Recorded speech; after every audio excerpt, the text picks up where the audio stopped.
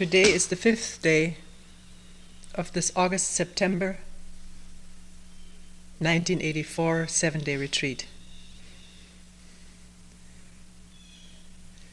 And before coming to the poem, the koan that we worked on yesterday, I would like to make some remarks again about a comment or question brought up in a meeting yesterday by someone.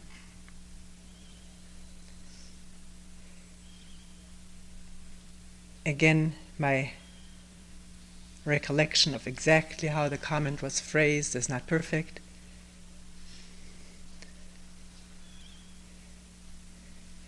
I'm using it to speak about something that has come up at other times, and maybe in the mind of several people.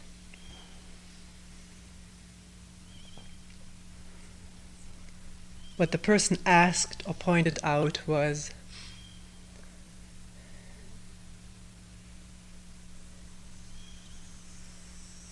why is it that you always, in all your talks, point out the negative side of groups, belonging to groups?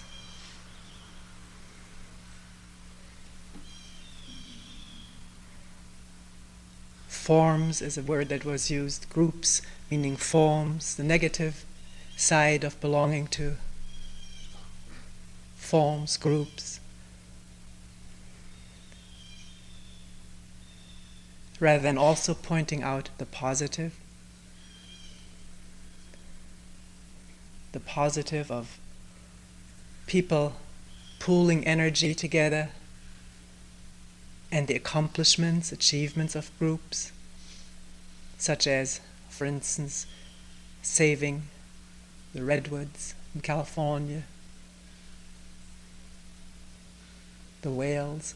I don't know whether the whales were mentioned, but it is one group that is dedicated to preserving the life of what is left of the great whales.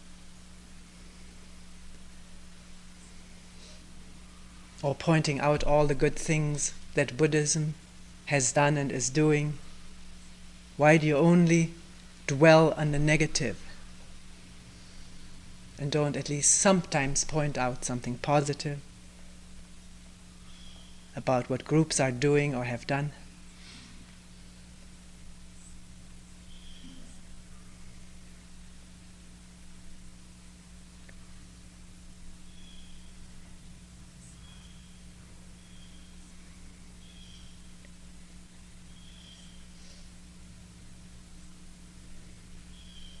And people have asked me over the years, why don't I speak out for peace movements, nuclear movements, anti-nuclear movements, freeze movement, the feminist movement.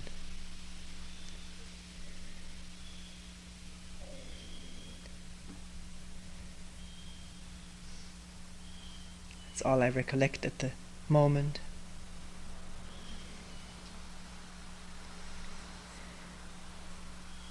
Also, what was pointed out by that person is that by this, what was called negativity toward what happens when one belongs to a group, or what the negative side of group participation, in that I influence people against groups.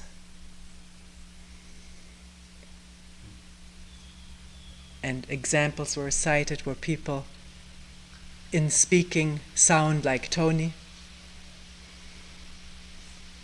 The implication being just mouthing without understanding what Toni says, being under her influence, but not saying what they really understand, or being prevented by this influence of thinking for themselves. And in this way spreading this negativity.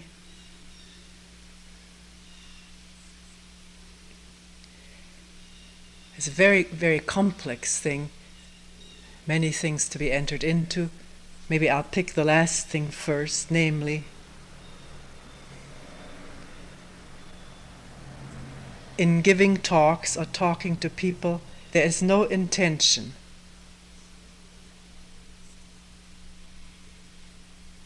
whatsoever to influence people.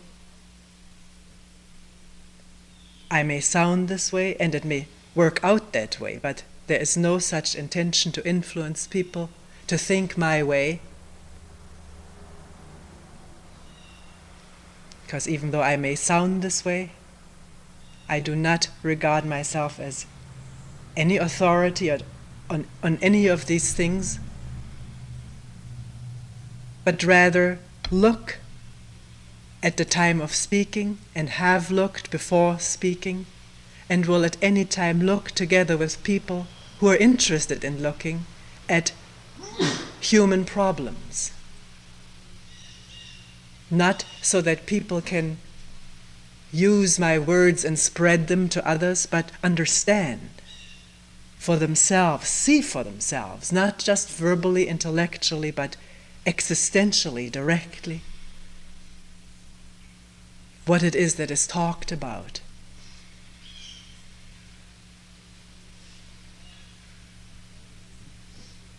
It is a fact that human beings, that we're all incredibly influenceable. To the extent that we cannot see and think for ourselves, we are influenceable. But this work and this whole endeavor and energy is devoted to maybe bring about in a human being this incredible process of seeing for oneself, of having an insight into the truth of a matter, apart from any influence. To see into influence and one's longing to be influenced,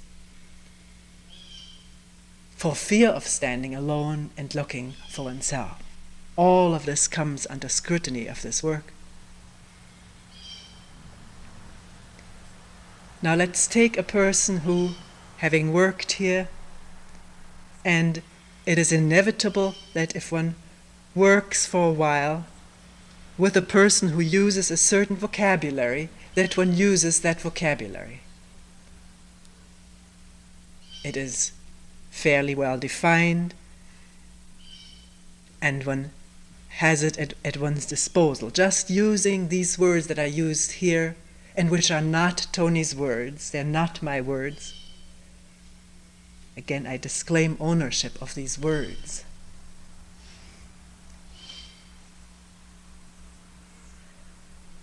Just because a person uses them and sounds like Toni does not mean automatically that this person is just parroting what is being said here. It may be so, it may not be so. One must not just go by the words and the sound of it, but sit down with this person, or if one is standing at a street corner, stand up with this person.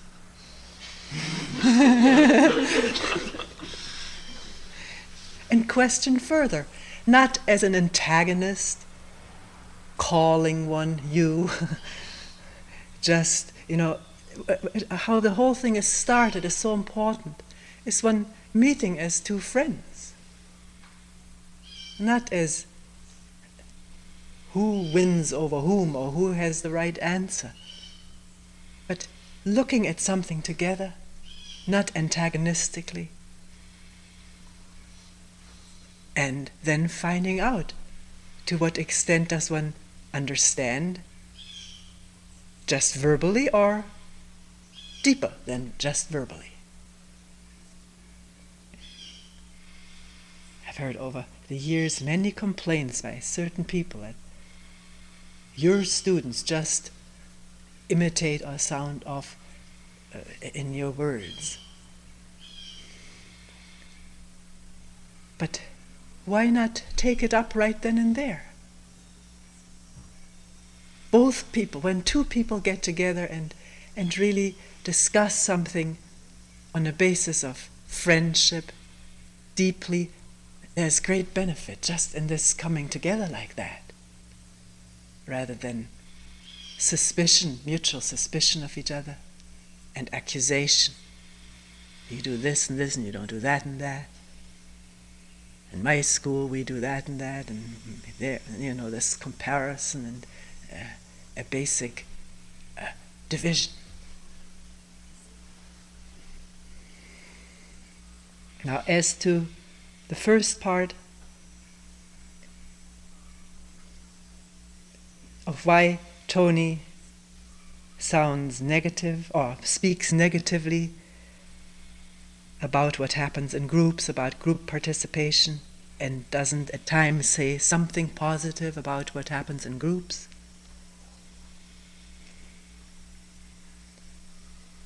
This work, as I see it and do it, and always try to see it freshly, look at it newly when somebody brings something to my attention, is to understand the processes of the human mind into which we are locked, unawares, most of the time. And to question whether this lockedness into the processes of the human mind may be the cause of this unfathomable, endless, beginningless human sorrow that has prevailed since the time human beings have been around. Sorrow of division, of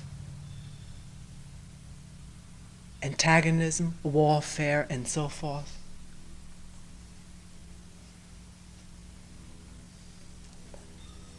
More than that, the sorrow of loneliness, fear of loss, fear of abandonment, the sorrow of lack of love, and the sorrow of craving for love but not finding it, and therefore continuously craving it and looking for it and unable to find it in something on the outside or someone on the outside.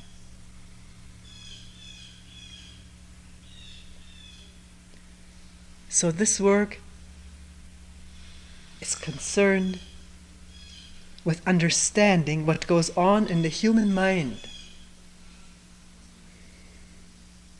Whatever the outward circumstances may be, to understand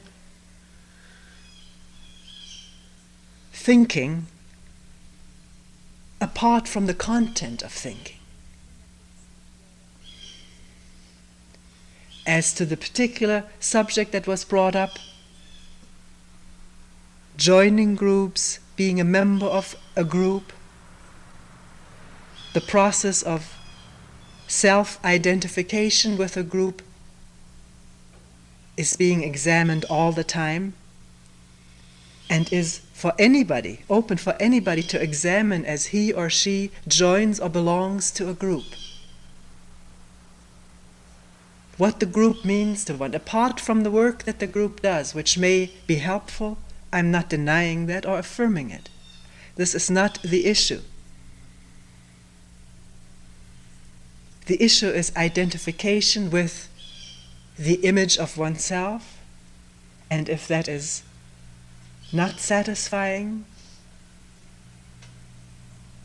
or even if it is satisfying, the process of aggrandizing the image of oneself by joining groups,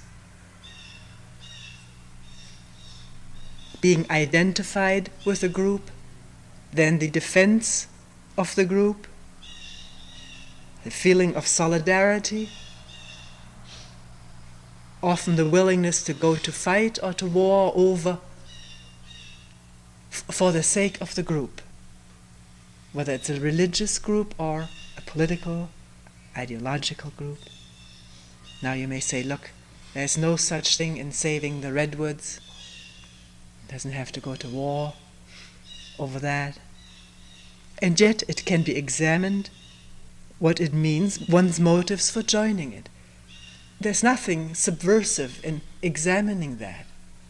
One may find that there is no particularly selfish motive. one does want to save the redwoods, and there's a way of doing it, then there's no problem. Doesn't mean that I have to speak of the merits of groups. There would be no end to the groups that people would bring up to me to speak in favor of. And that would be demanding the influence of authority. Recently somebody said that to me. You can lend your authority to that if you only spoke up for this. And there was no way of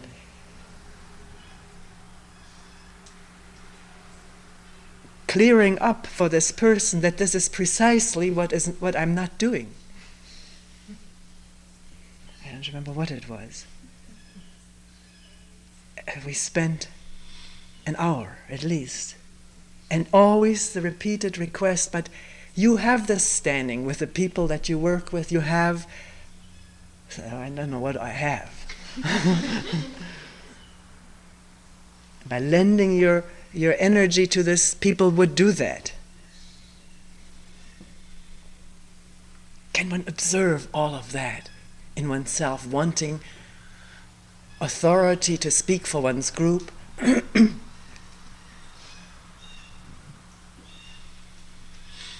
Why? Because one doesn't stand on one's own 2 feet, and neither are the other members of the group.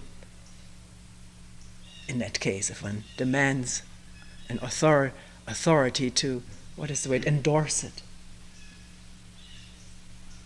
and one better look at what one is doing there and what the motives or the aims of the group are.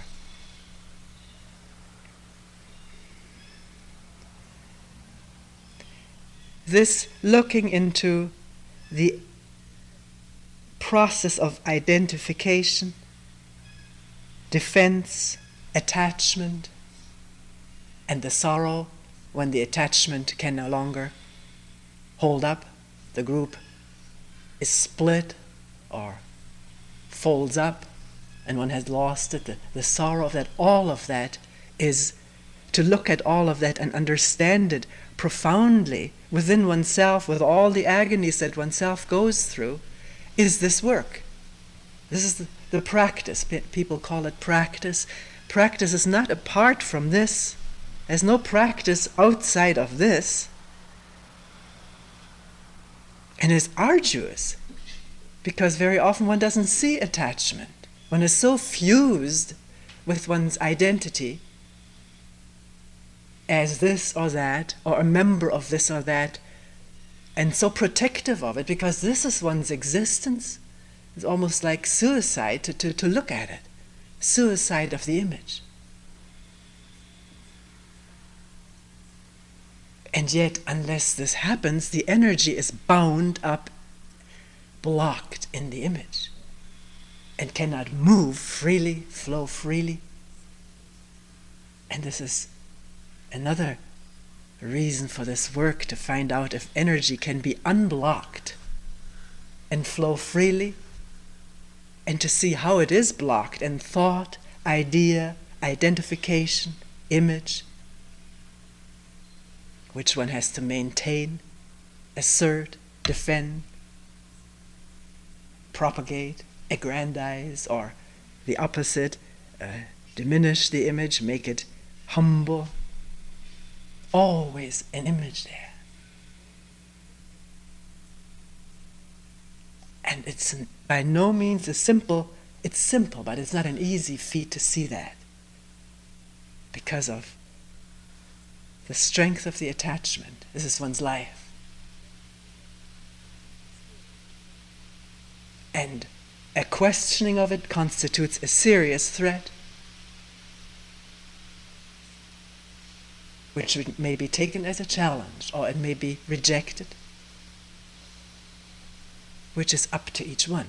No one can do this for one, to see the image that one has of oneself, and that it is an image. Just an example comes to mind. May have told you before, but I'll tell it again, about a person in a retreat who had told me something in the meeting, something very painful in his relationship with his mother. And there was something in there that was so universal that I used it during the talk to exemplify something, to give a concrete example of something. And when this man came to the meeting next time, he told me that he was shocked, absolutely shocked, when he heard my mentioning what he had told me in public, so to say. Of course, he wasn't mentioned by name, but it was a shock. And then an immense wave of anger welled up against Toni for doing that. And then, as he reported it, out of nowhere came this flash-like insight that it was an image that was angry and lashing out. And with that, a total relief from that. And even laughter. Now, telling me this, my first response was, I apologize for having done that. I felt sorry for having done this kind of thing. And he just interrupted me, waved it off, and he laughed. He said, "What do you apologize? Well, it's just an image. It was just an image."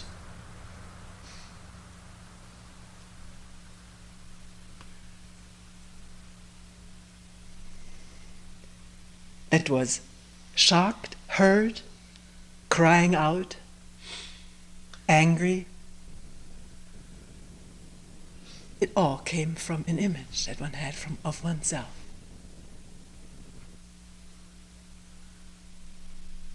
And what he said then, he said, "I've heard you now for years talking about images, and I was growing pretty tired of it."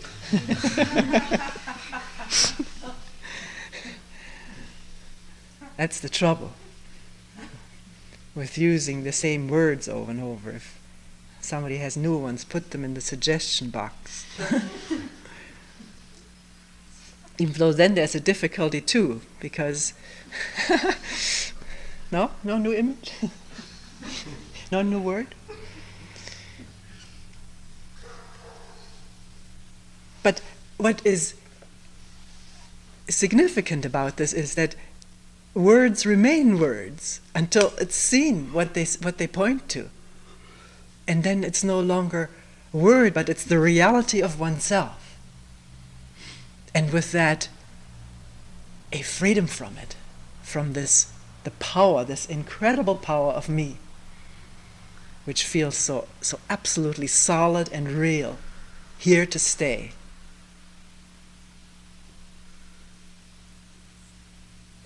Obviously to be changed, to be enlarged or diminished, put up or put down, but it's always the self, the image, the me.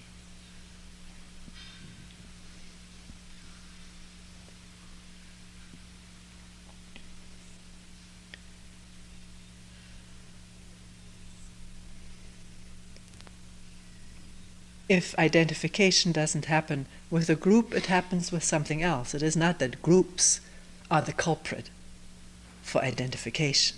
A person may not ever join any group and yet be identified with an ideal.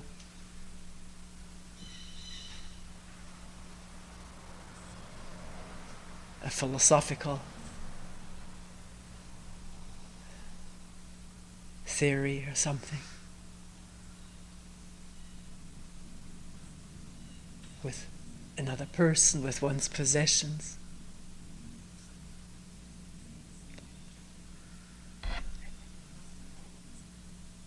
It's not that one knocks the process, but can it be understood?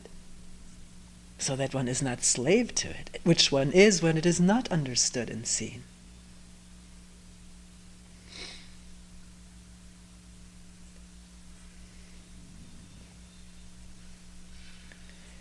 If one is a member of a group, one cannot assume that in this group things don't operate which operate in other groups. One can never assume anything. One has to watch carefully Not just today I've watched and I've seen something and tomorrow I can forget about it. This attention needs to be there at any time and can be there at any time. If one needs to be clear about what's happening in the human mind. And if one finds one is free of identification, one is just there to work, then one is also free to cooperate with each other. One cannot make the other person cooperate. That's for the other person to do. Because cooperation, true cooperation, never comes through identification with a cause that the group stands for, but it comes out of understanding image and being free of it, acting spontaneously out of whatever the situation demands.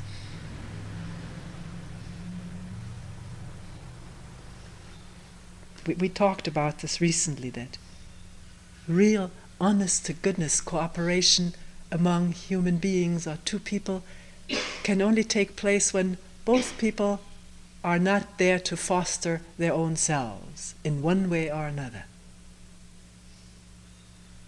Or else there's a clash of selves, because only for a while may two selves have parallel goals, and then one has a little bit a different goal than the other, and there's a clash or a parting of ways.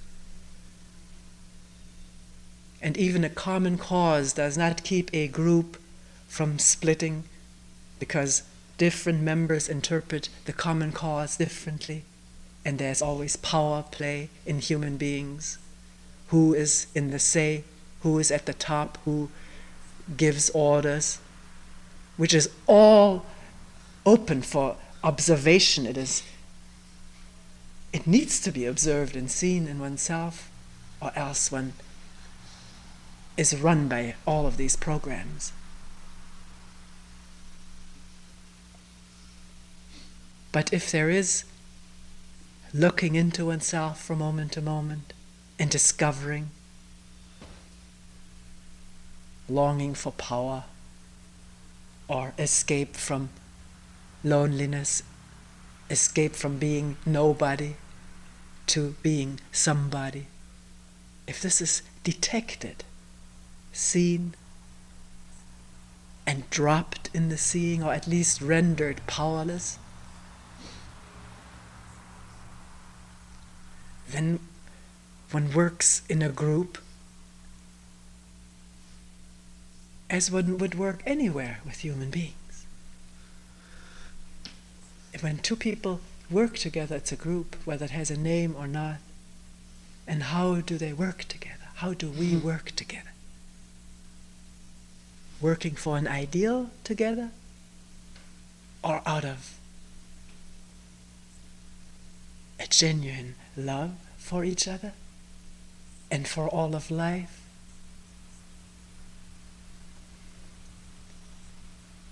And this love comes when there's understanding.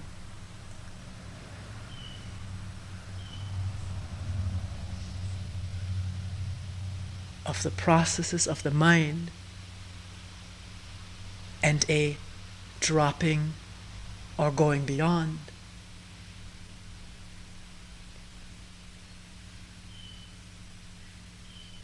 In attention,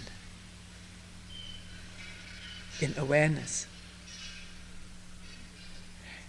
You know, the reason that people feel this tremendous energy when an insight takes place is that at that moment the energy is released from prison, from the prison of self-image. It's free, and all of a sudden it bubbles up, it's there. And very often with it a lovingness that one has never known before. One doesn't know it. It's there. And it cannot be cultivated.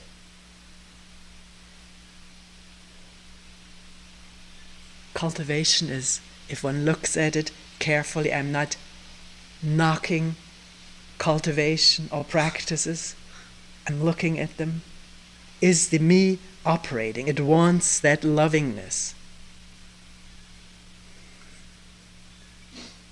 It wants to be a loving person. So the me is in there trying to become that.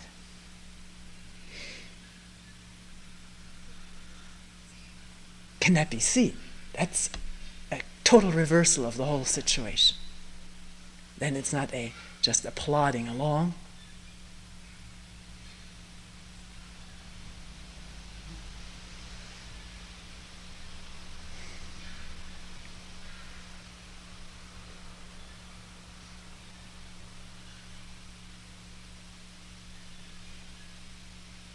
I wonder if this has become clearer.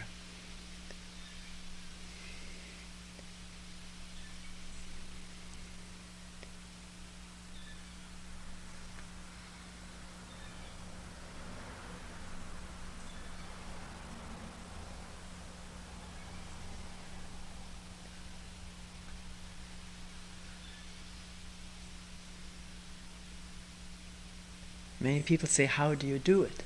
How do you watch? How do you become aware? How do you bring about attention? And this is again our conditioning of wanting someone who may have something to give it to me so I can follow it. And with that comes immediately a dependency relationship and the possibility of mutual exploitation.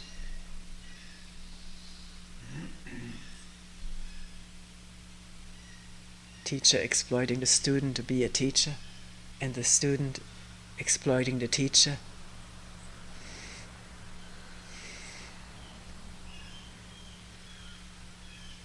So he doesn't need, or she doesn't need to look for himself or herself.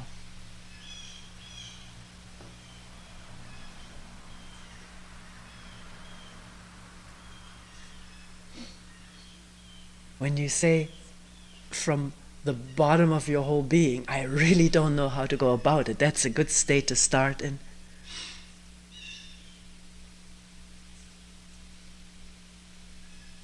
Particularly if there's a yearning to understand. One knows not what, because what is this self? Who am I? I know a lot of my images when I think back, but I've never really seen them. I think about it, I've heard a lot about it. Makes a lot of sense.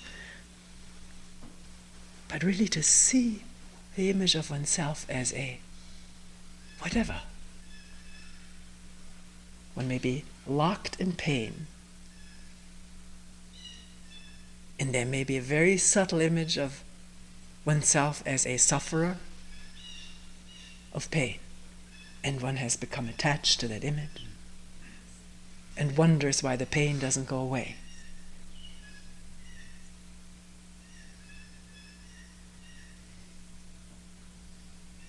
It's just one example, but it is for each one to look closely. And if one needs to look closely, the attention becomes very fine, pliable, subtle, and quiet. Because in order to see something or find something out, there has to be quietness. Mind can't be filled with ideas already what it is or what it should be, or methods of gradual attainment. Is all not the quietness of the mind.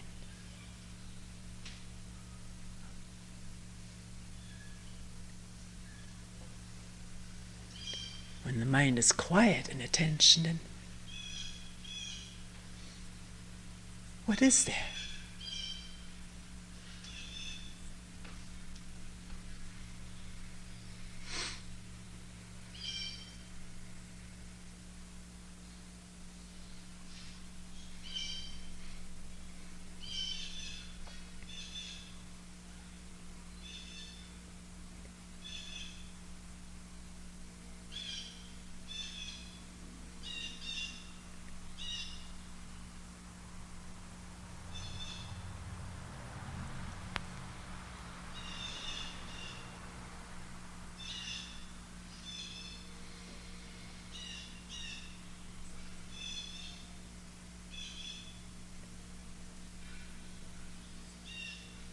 to listen openly to that is relatively easy. But to listen to all the processes going on within oneself when someone accuses one of having done wrong, it takes great energy.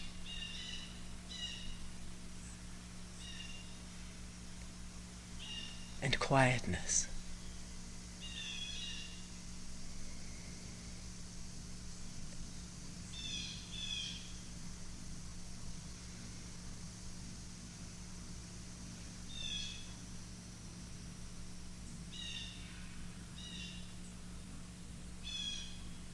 Which means freedom of ideas and image of self.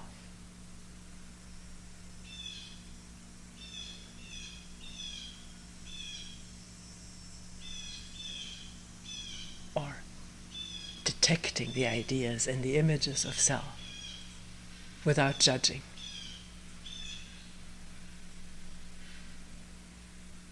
Can one do that?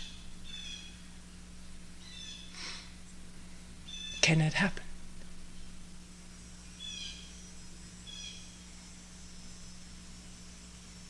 Without the use of willpower, because that's self in operation against resistance.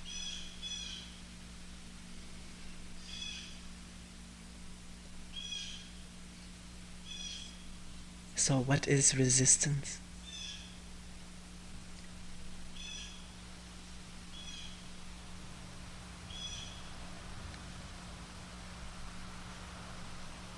Sometimes just to ask that question and then sit quietly listening inwardly and outwardly. They're not two different listenings. And resistance will reveal itself.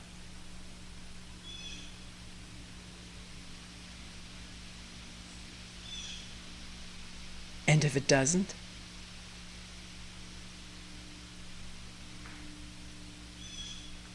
well, then just throw the whole thing out and say, I've had enough of it. It's no good. Or listen to that.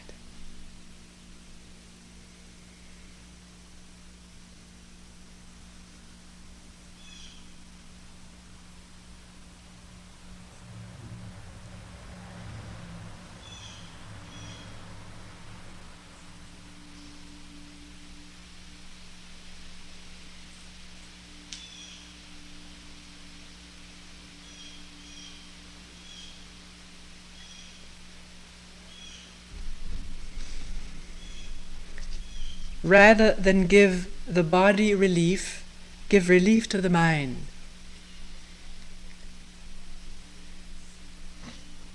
When the mind is at peace, the body is not distressed.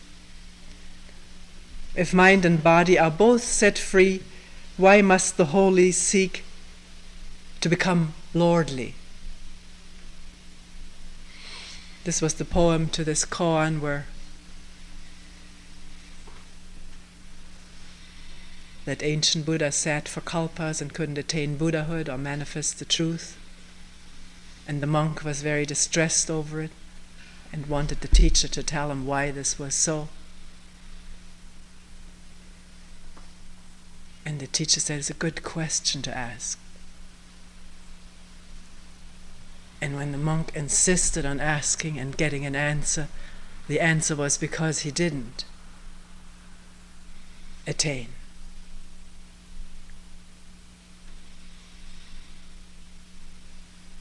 In 10 kalpas, which is a very long time.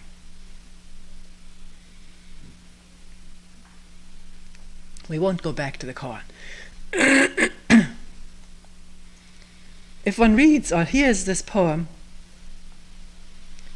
isn't there a feeling of duality set up between the body and the mind?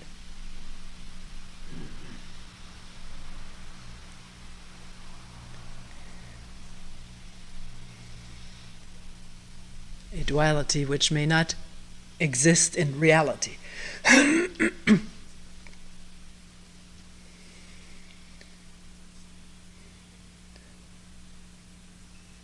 One may have a fearful thought about what may happen to one tomorrow based on the memory of what happened to one in the past or to other people. And this fearful thought sets off a host of responses throughout the body.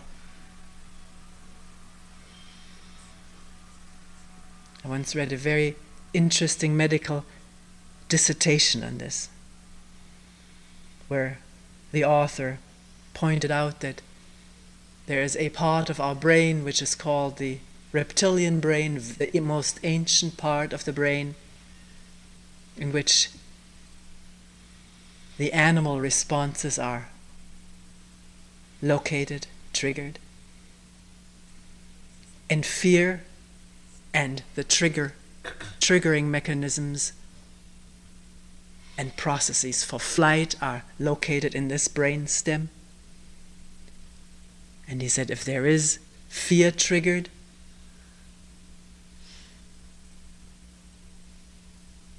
one knows that one wants to go to the bathroom. The bowels want to evacuate. The stomach closes up. One is often not a bit hungry. It's just closed there. Muscles tense. The heart starts beating faster. Adrenaline is released into the body.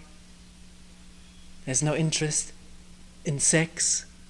The body of the animal, as this author pointed out, is made ready for flight. Flight is most effective. The animal is most likely to get away from the predator if it's light. Therefore the emptying of the bowels, not eating, not browsing around on the bushes while the cougar is approaching. Or, for that matter, copulating. What antelope could get away fast as the cougar approaches if there is copulation taking place? So the interest in sex is immediately off, so is the desire for food and the emptying out of the bowels. So there's a lightness and swiftness to get away. The heart beating and the adrenaline serves to give added strength for the flight, or in case the animal is cornered, for the attack. And these mechanisms, this author points out, we still have. We have inherited it, because our brain is a development over millennia. It's not my personal possession. It's a developed organ, highly developed, evolved organ. I don't know whether organ is the proper description, something or other. So the thought of fear, of something fearful or painful or dangerous happening, triggers all of that in the body. Most of the fearful thoughts we have don't indicate that we start running, for which we're made ready. We're thinking about it while we're sitting in the office or on this mat here or wherever. And running is no longer indicated. It's not a matter of physical survival. It's usually a matter of psychological survival of the me. And yet all these physical symptoms are palpably operating. If this is understood, and this author felt quite compassionately called upon to point out all these many different states of the body that different thoughts produce, so that a human being becomes familiar with this and doesn't immediately think something is organically wrong with him or her, and takes then the symptom to the doctor and puts it on his table. Because if one does this, these days the doctor will just look at the symptom most of the time. Treat the symptom, maybe the diarrhea or the palpitations or whatever, and then new complications may arise from treating individual symptoms.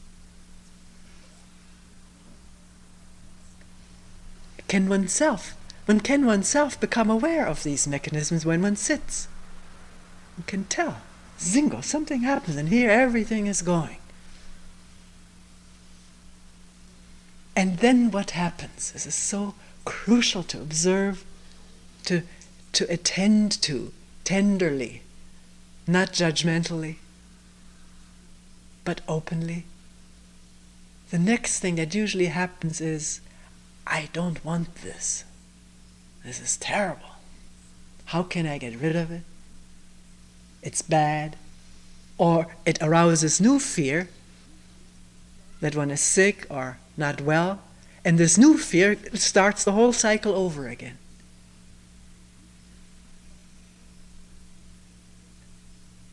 And with chronic fear, there can be chronic overworking of these systems within the body. And one may really get ill.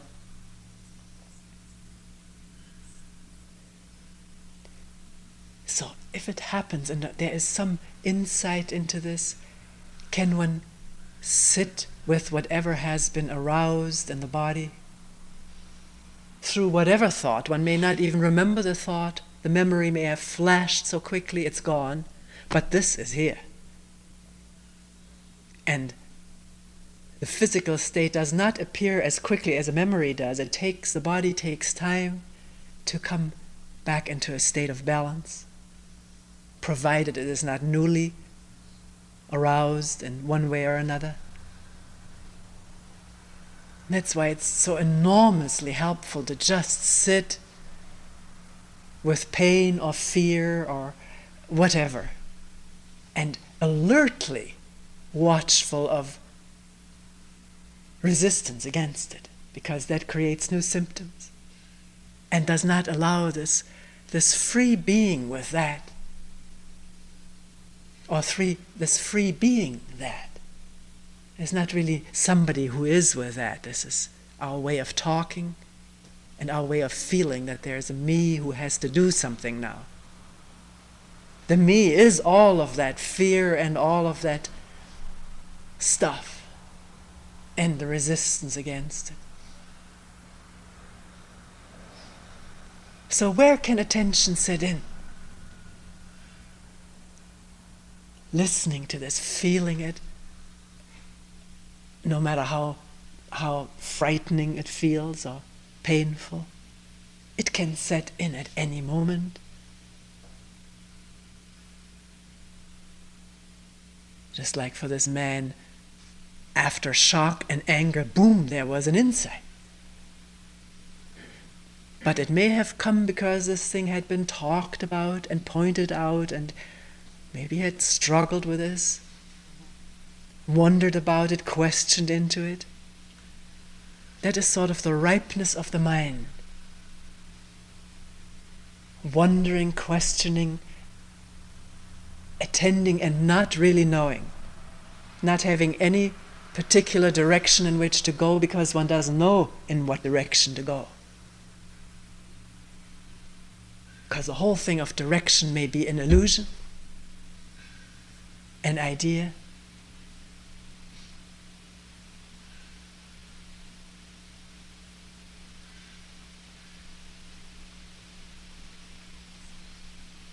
So body and mind are intimately related. They are one. Because what is the mind? What is thought? Thought is very fine matter. I don't know what the present state of explaining it scientifically is, but it is electricity in some form, circuits, which are recordable. Memory is stored in the brain cells. Already decades ago, someone inserted an electrode into a willing victim. It was a human being for change, not an animal. Stimulated certain parts of the cortex, and the person vividly remembered a scene with music playing, with the smells, the whole thing, by just stimulating electrically a brain cell or two, I don't know quantitatively how many. So memory is recorded in the brain cells just as a computer remembers in the chips. There's a lot of chips up here. Chips is a good description because all cut apart pieces.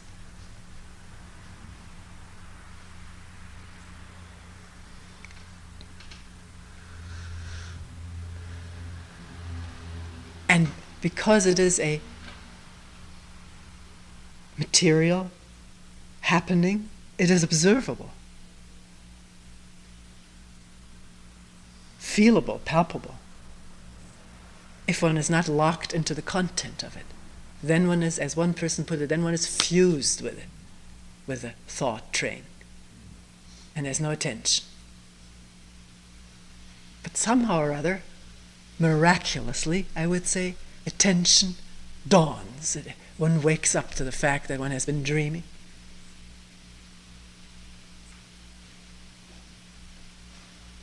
But usually, immediately, thought takes over again. I shouldn't have been dreaming. Or, let me continue with the dream. It was so nice. This other stuff is getting to me, this business of attending.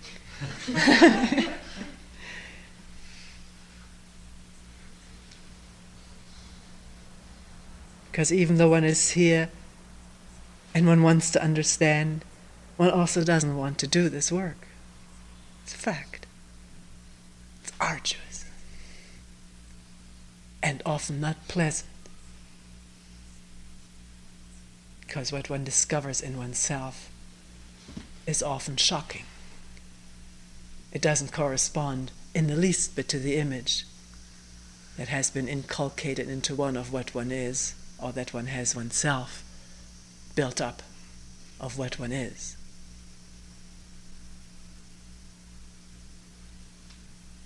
And yet, if one persists in this observation, one will find that the image is the cause of sorrow among all human beings. A shared image and a shared sorrow.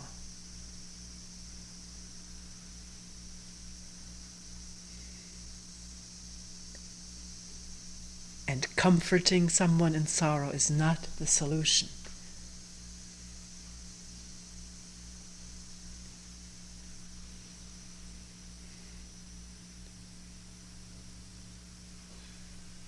If the sorrow is understood, and I just don't mean just one's personal suffering, one's personal thing in which there's involved so much self-pity.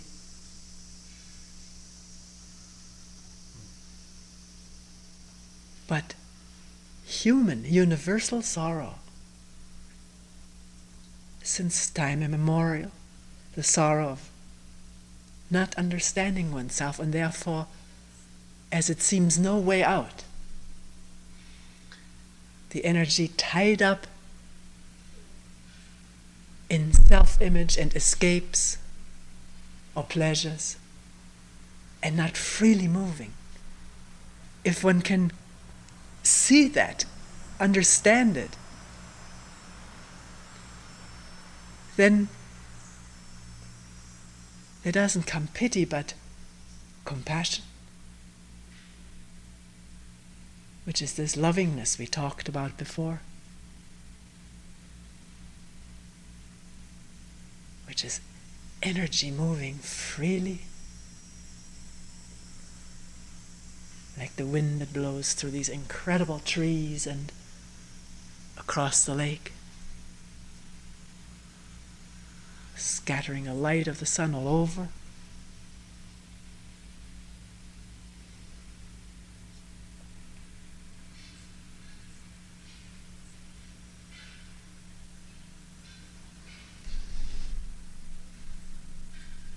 It says here, when the mind is at peace, the body is not distressed.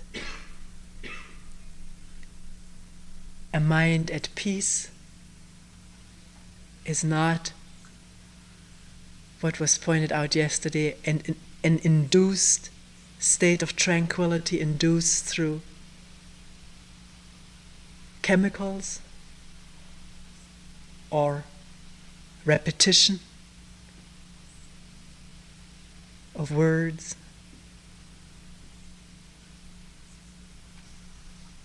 or getting absorbed in a picture or something. It's the absence of conflict and the clarity of understanding. That's peace. Doesn't mean necessarily absence of pain, but it's absence of conflict with pain and the absence of self-pity. This constant self-involvement. Then the body is not distressed. Doesn't mean one doesn't die at one point or contract an illness. But the attitude toward all that changes. It's not an attitude of conflict and battle, but witness or embracing.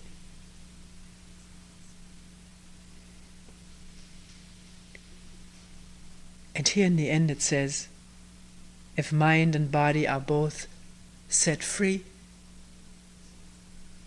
why would the holy seek to become lordly?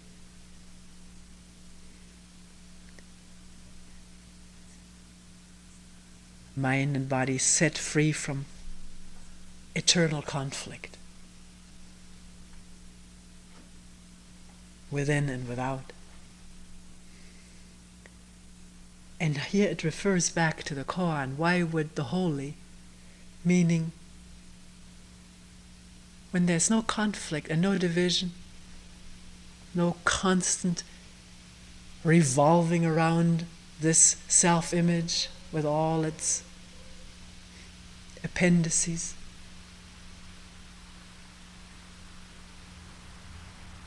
when that is seen, understood, and doesn't dominate one's life, then there is at least at times an inkling of wholeness. Sometimes not just an inkling, it's there all of a sudden. And one knows it not.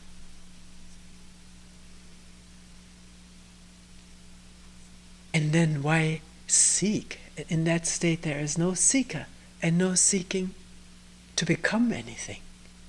That's a thought which disrupts wholeness.